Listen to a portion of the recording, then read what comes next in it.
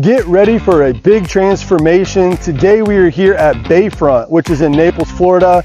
We are taking down the old lights that have been on these trees, 53 palms to be exact. And we're going to be putting up brand new lights. These lights have been not working. This is an entertaining area right here on the bay.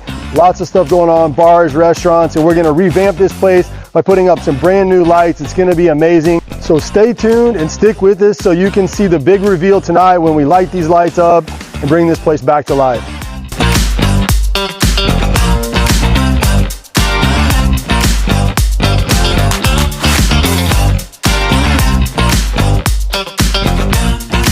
So today we are here wrapping 53 palm trees. The customer called us and wanted us to put up outdoor rope lighting, and it's a little different than what we normally do.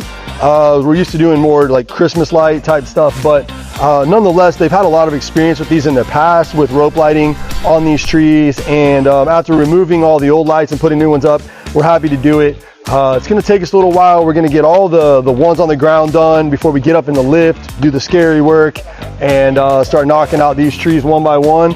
Should be shining bright tonight and looking good for everyone to enjoy.